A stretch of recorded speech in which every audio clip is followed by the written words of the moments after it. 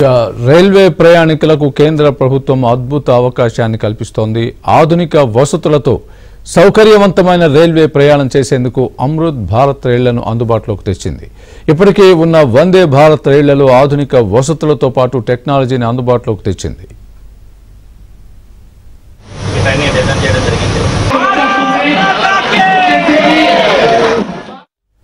ఐదు రాష్ట్రాల మీదుగా ప్రయాణిస్తున్న అమృత్ భారత్ ట్రైన్ను సెక్యూరిటీ పరంగా చాలా జాగ్రత్తలు తీసుకుని తయారు చేశారంటున్న సీనియర్ డీఎస్పీ రఘువీర్తో మా విశాఖ ప్రతినిధి Satish face to face.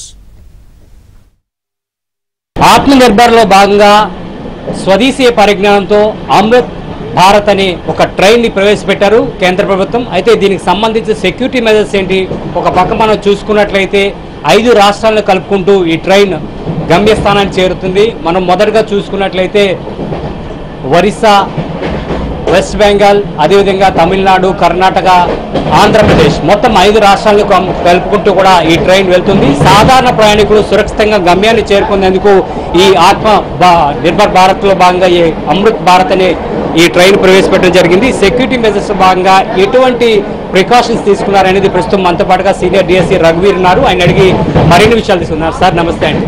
Sir, security పరంగా ఎటువంటి మెజర్స్ తీసుకుంటారు? మిగతా ట్రైన్స్కి ఈ ట్రైన్స్కి ఎటువంటి వేరియేషన్స్ ఉంటాయి? ఫస్ట్లీ అండి, this is a great step forward. ఇంతవరకు మనము కోచెస్లో సీసీటీవీలు చూసుంటాము, కానీ ప్రతిసారి కూడా అవి రిజర్వ్డ్ కంపార్ట్మెంట్లో ఉండేవి, స్పెసిఫికల్లీ ఏసీ కోచెస్కి. కానీ this is the first train where general కంపార్ట్మెంట్లో కూడా మీకు సీసీటీవీలు కనిపిస్తాయి. So that is a great step forward where మన జనరల్ కంపార్ట్మెంట్ ప్యాసింజర్స్ కానీ స్లీపర్ కంపార్ట్మెంట్ ప్యాసింజర్స్ కానీ ఎప్పుడైనా క్రైమ్ జరిగితే సీసీటీవీ అనేది చాలా సిగ్నిఫికెంట్ డిజిటల్ ఎవిడెన్స్. అది లేకపోవడం వల్ల చాలా ప్రాబ్లం వచ్చేది. Now this will solve that problem. అది one of the major milestone అని నా అభిప్రాయంలో. అది కాకుండా మీరు అన్నట్టు మల్టిపుల్ స్టేట్స్ పాస్ అవుతుంది. దానికోసం ఆర్పిఎఫ్ ఎఫెక్టివ్గా కోఆర్డినేట్ చేస్తుంది between different divisions. And especially crime prone sections అనేవి ఉంటాయి. అంటే మాటికి ఎక్కడ దొంగతనాలు జరగవచ్చు, నైట్ టైమా లేకపోతే మార్నింగ్ అవర్స్, ఎర్లీ మార్నింగ్ అవర్సా, ఆ డేటా అనాలిసిస్ ప్రకారం అక్కడ ట్రైన్ ఎస్కార్ట్స్ అని మూవ్ అవుతాయి.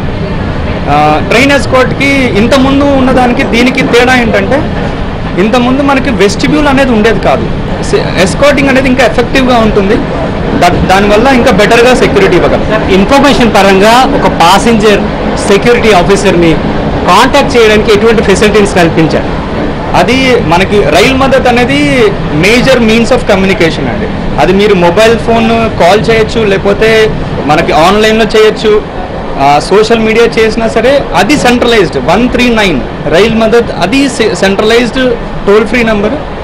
ఎవరు ఎక్కడి నుంచి దానికి కాల్ చేసినా సరే ఆ ట్రైన్ ఎక్కడైతే ఉందో ఆ కన్సర్న్ డివిజన్కి మెసేజ్ వెళ్తుంది. అక్కడ నుంచి మ్యాక్సిమం హాఫ్ అన్ అవర్లో ఎవరో అన్న ఒకరు గ్యారంటీగా వచ్చి అసిస్టెన్స్ ఇస్తారు. ఈ ఫెసిలిటీ అనేది సెక్యూరిటీ పరంగా ఏ విధంగా మనకి ప్లస్ అవుతుంది? డెఫినెట్గా అంటే అవేర్నెస్ అనేది అది కాన్స్టెంట్ ప్రాసెస్ అండి.